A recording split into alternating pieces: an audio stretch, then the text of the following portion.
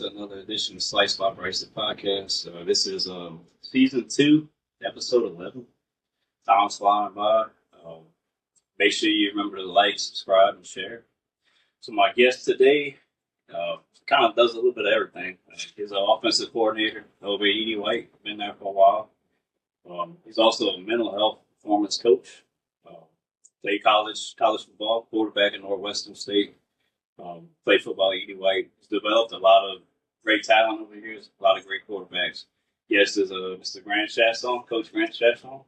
It's nice to have you. Good to be here, brother. I'm glad you can make it, man. Awesome. So to start out, let's just give the audience a little introduction about how you started out, how you kind of developed your passion over the years for coaching and to where you are right now. For sure. Like you said, I played ball at Edie White, signed a scholarship to Northwestern, played quarterback, and went a couple years, hung it up over there, and ended up graduating there and found a passion for psychology at the same time. That was my major. So I go on to UL to get my master's in psych. And funny enough, while I was at UL, I kind of started, I went to a career fair, I think, and just kind of ignited a spark that I wanted to be an FBI agent. I wanted to have the full, James Bond, secret outfit, everything. And so I actually started taking some steps and even interviewed in New Orleans.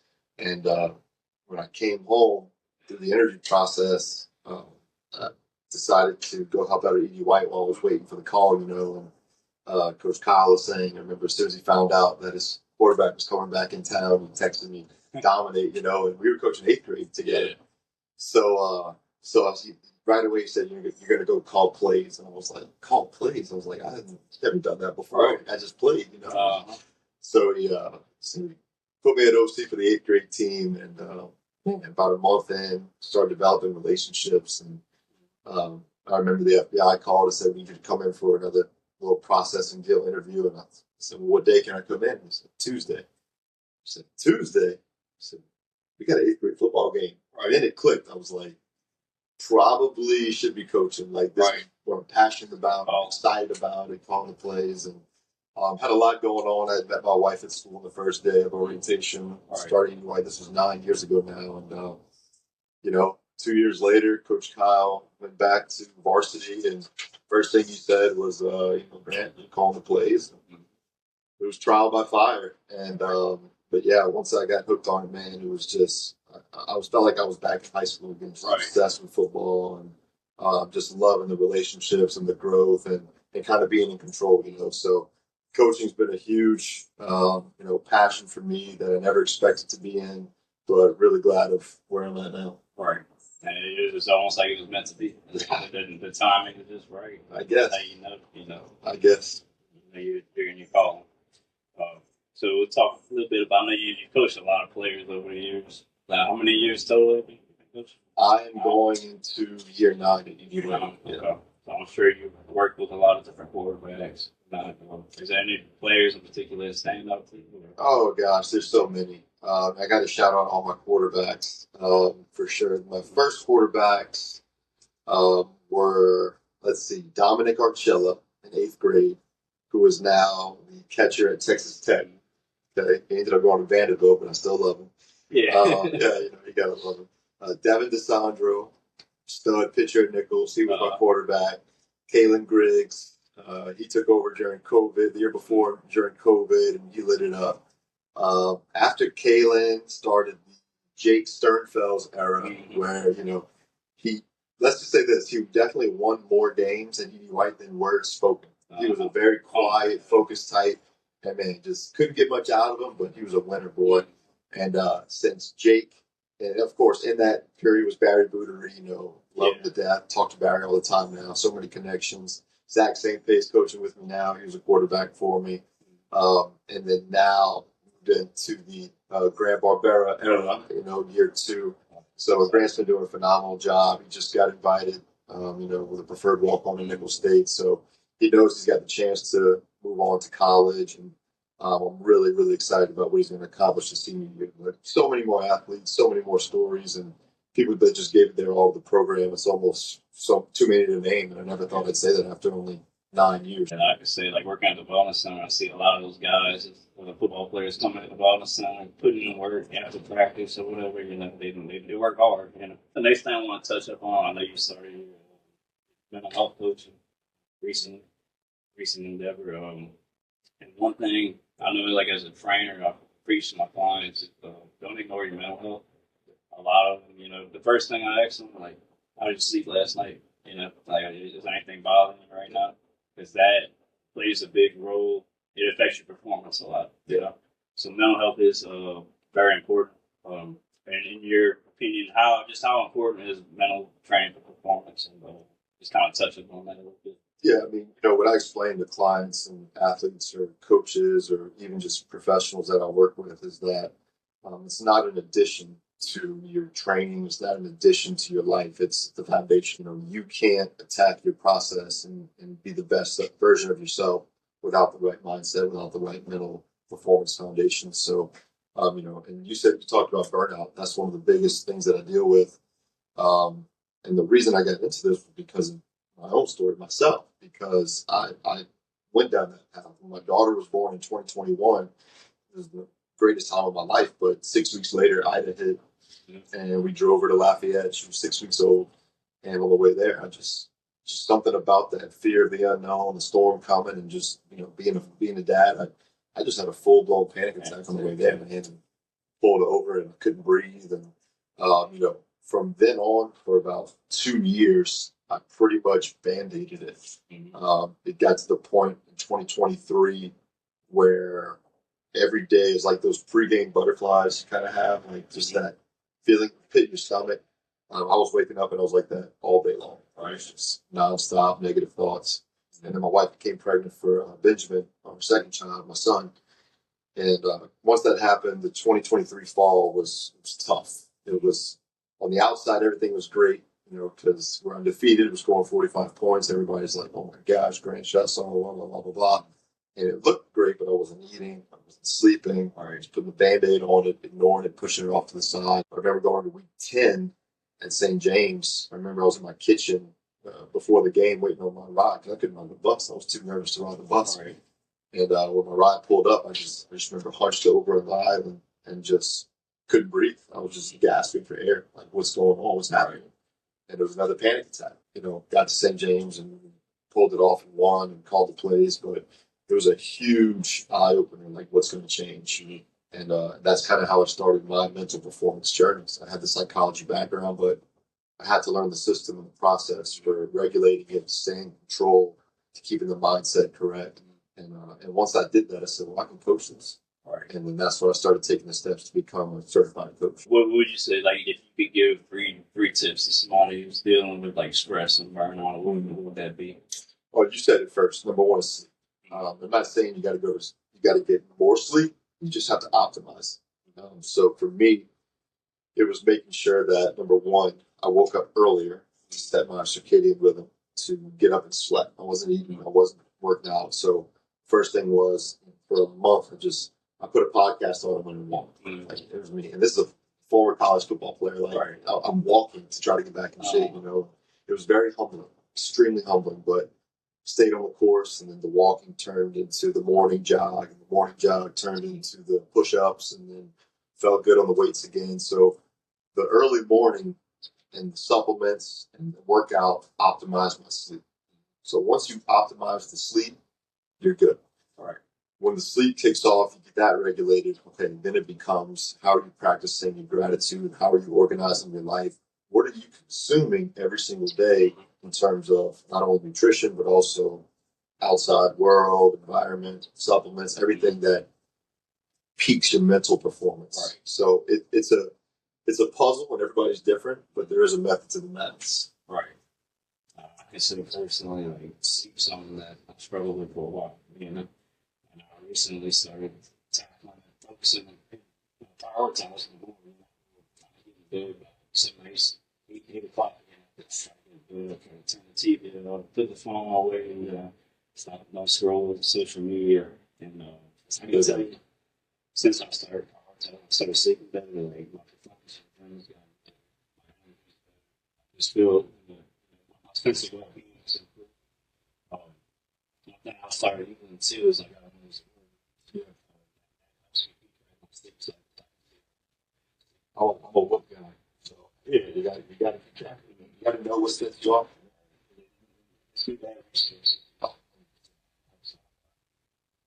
So next time is 3 of your greatest success stories. Yeah, I thought about it. I mean, for me, it's anytime client or an athlete, in terms of the mental performance coaching, just seeing the results in terms of their physical ability transform from their change in their mentality, right? So the anxiety, the performance anxiety, the constant worry about the outcome, um, that to me is, when they called me or texted me and said, look, I just showed up and played, I just showed up and ran, I did my job, and I'm happy with the results, but I know I can do better, and I'm looking forward to training it the right way. So anytime a client tells me, we've accomplished a little bit of in the right direction of where they want to go, but throughout the years coaching football, I mean, we're up there at 6 a.m. every day from June, July. It's hard to see a Friday night win at 6 a.m. in June, right? But seeing these guys every season after season just progress through 6 a.m. workout, trust the process, attack the process, get better, move into the season, and then just start to dominate, get on that hot streak, and we take pride, we call it that feeling. We start kind of banging on the chest, like that feeling of we just scored, we shut them out, we got the ball back, we get momentum, and once we get that feeling, we just step on the gas and go. Right. So I love that. I love that mentality, and I love the integration of both. The guys have fully accepted my mental performance coaching and training into the football program. So, when we went to the state championship last year, I mean, we locked in for a week. It was like, all right, this is the time we're all waking up. This is what we're drinking in terms of how often, how we're hydrating. This is the time we're going to sleep. This is where we're watching film. And we did it. And they showed up ready to go. Yeah, it definitely translate. It translates over to the field, Absolutely. You do that extra work. Burnout, we kind of touched on burnout earlier. How to avoid burnout, like you saying, sleep, prioritizing your sleep, stress management. Yeah. And again, with that too, what I've seen that helps that cause too is you have to find ways to reset. A lot of times we think that to get better and to go 110% means, total physical exertion, putting in extra hours, staying up late, but it's not. Putting in, focused, intentional recovery is also working 110%. Taking the time to, do the cold plunge, do the sauna, taking the time to prioritize sleep 1 extra day. You need to find your reset in order to keep the balance, right? And when you do that, the burnout is way less likely. Another thing I want to touch on, I know we were talking about the cold plunge earlier. So it's another resource to have for sure. Yep. Me and Tate kind of touched up on the last episode. Yeah. What are some of the benefits of cold plunge? So the first thing, like I told you, I was trying to get over that anxiety. I forgot to say that was probably the most important part of the equation was waking up, the cold exposure, and I love diving into Andrew Huberman. And he had got on about the benefits of cold exposure. And I knew about it for recovery, but I was like, what's the big deal? What's the mental part of this, And started doing a little research, and then, the methodology is 90 seconds a day, or, that's what I did, cold showers for 90 seconds a day. It came out to like a little over 11 minutes a week. But it was pretty much putting yourself under stress so that you're almost practicing for when the stressful events happen. And it's almost like a shield, man. Like whenever those things that would trigger your body to go into fight or flight before you start the cold exposure, like once you do it, it's amazing. It really just kind of, like you just absorb that stress a little bit better. So for 4 months, I kid you not, I went every day, 90 seconds, cold shower. And I would make sure that I said my St. Michael's prayer, Our Father, Hail Mary, Glory be. And that would usually take me to about 90 seconds. Sometimes I'd speed it up depending on how the water was. But then at E.D. White, we had the cold tubs there. So then I filled it up with ice and did that for the first time. When I got out, I mean, it was like the dopamine was unbelievable. I just, like, I was almost like dizzy, Right. But in a good way. Right. And so from then, we get a little group. We go work out in the mornings before school. And, now I'm a 4:30 guy. So I try to get it done at between 5 and 6. And then afterwards, try to get in the cold water between 6:30, and I can't go without it now. I mean, it became a pain to do with ice, and Tate is the one who told me to post it on TikTok. He said, "You want to do it every day?" He said, "Hold yourself accountable. Post it on TikTok." I said, "Tate, I don't have a TikTok. I don't want to do TikTok." And before you know it, after about day 3, every UMite student followed me. So that was that. So that was kind of interesting, and it just became a thing at school. And then the snow days hit, and then there's a video of me, breaking the ice to get into it. And I said, "What have I gotten myself into?" Right. But now it's just such a good reset. Like you said, just I wake up in the morning, and then when you end your day, if you go cold and hot, so if you could jump in the cold and then go take your hot shower, I mean, your sleep is just out of this world. So I'm a huge advocate for it. My friends make fun of me. They think it's a placebo type deal, but I'm telling you, there's just too many scientific studies to support it. So I'm like, I don't know. It works for me, so that's what I'm sticking with. Right. I don't know, just like the sauna is kind of like anti-inflammatory. Oh, yeah. You said it helps with sleep and everything else goes along with that. My brother-in-law got the sauna and the cold, so we go to Holden's house and we do the sauna, cold. And after that, I mean, it's like the best sleep ever, Like Superman. Oh, I feel like it's unstoppable, man. Yeah. My buddy Josh Jackson went to do it with me one time, and he texted me on the way home. He said, when I got to my street, he said he got out the car, put a rock on his gas pedal, and raced his car, and he beat it. That's how good he felt. I said, dude, you gotta chill out. Like outside the world. Yeah. I'm telling you, man. Yeah, so I was definitely something. I've never cold plunged, but it's something that I plan on incorporating in my routine. Well, guess what? We're going to take that cold plunge, and we're going to get in that sauna, and just get going on that channel right there. Sounds good to me, bro. So I know you grew up watching sports. Yeah. Who were three athletes that you admired growing up that were like role models for you? Yeah, it was pretty cool. Right when I started playing ball, getting serious about football around 8th grade, Drew Brees signed with the Saints. So he came in at 6 foot, so I just idolized him right away. I was like 5'7", 5'8", maybe 5. Yeah, and him being the short guy, and I was like, okay, well, this guy's in New Orleans getting paid $60 million. I was like, well, that's a good idol. And at the same time, Tim Tebow took off as a huge advocate for just faith-based, playing through God and performing, and he was so fun to watch, man. And I made sure that I always watched the Saints game, watch the Florida game, watch the highlights, and then of course we watch LSU. And I've always been a Notre Dame fan. I think watching with my grandpa, he would always have the Notre Dame game on NBC on Saturdays, and loved Brady Quinn and just followed along there. So yeah, man, just anybody, at this point now, it's like I don't really have favorite teams anymore. Like it's just certain people I like watching, like you just enjoy the game. Oh, 100%. There's certain games that I know if I'm watching, I'm getting a notepad, I'm drawing up some stuff, and certain games where I'm like, I guess I'm gonna watch this and see who wins, whatever. So, but yeah, I'm a football fanatic come July through December. But I got to say too, from probably January to May, I'm no football. I'm just total reset. Total reset. And that really helps me out a lot, man. Right. And that's the way to avoid burnout, Correct. If you would just focus on football 12 months out the year, Correct. It will burn you out. Correct. Now, and that's why when July rolls around now, I'm like sleeping with a football in my bed, right. I'm ready to go. I'm ready to go. So it's happening. Yeah. Only a few more weeks left. Oh, I can't wait. So, Grant, I feel like we've covered a lot today. You have anything else you want to talk about? Any closing comments? No, I mean, you being a trainer, I mean, maybe you can help me out. We can kind of collab on this, but I see a lot of people go with the mental block and setback during injury recovery. So what are some things that you've seen as a trainer that I could use in terms of we can kind of build together that person back from that 9-month recovery of surgery or 6-month recovery, and especially when they miss their season or something, right. What's been some of the things that you've seen people help them get through that stage of just bouncing back like that? I think I see a lot like people will go on even like a long vacation. They'll go on a long vacation, or they'll have something come up. They get sick or whatever. They get injury, anything like that. They come back. It's hard to get that motivation back, to get that fire back.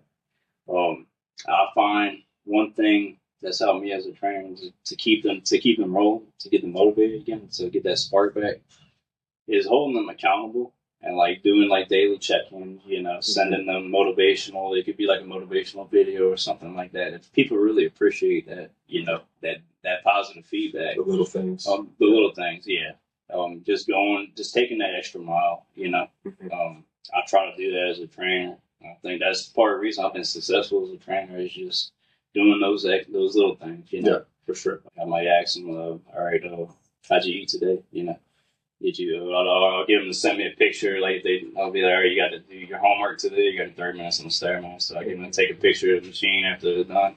So you have accountability. Yeah, keep them motivated. That's big. Yeah, it's the cues are big, and that's a lot of what I do with the high performance coaching. Like I have tools for mental performance and getting over performance anxiety, but in terms of motivation and that high performance, it's cues, it's reminders, it's constant contact intake of that content, and that's why I try to build my socials around that. So people see that, they're like, all right, you know what, let me get off the couch today, something like that. So. Right, you can go the extra mile.